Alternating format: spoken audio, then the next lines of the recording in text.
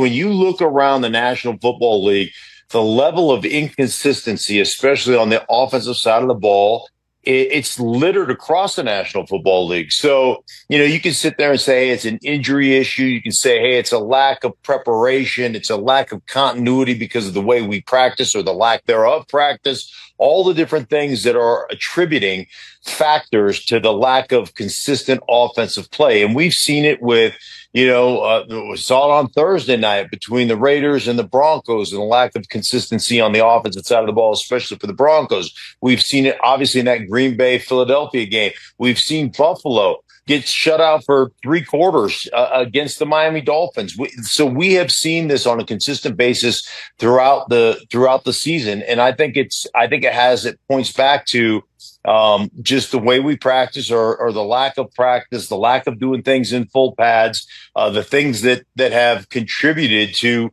offensive inconsistencies in this league. In my day, we would line up and just say, we're going to whip your ass because we've run this 10,000 times. You've defended it 100 times. We're better at it than you. Well, that's not how the game is played today anymore because you don't get to put those pads on. You don't get to work those reps in practice. We've got to save everybody's, not only everybody's health, but we got to save everybody's feelings nowadays. Anytime that I have struggled or we have struggled as an offense, the answer is always simple it down. We're a game full of PE majors, right? I mean, honestly, I'm a general studies. I have a general studies degree from the University of Idaho, right? So my education's an inch deep and a mile wide. Keep the questions, general, and I can answer them. Get specific, and we're going to be in trouble. So, I think there's an aspect of it as I want to be as aggressive as possible.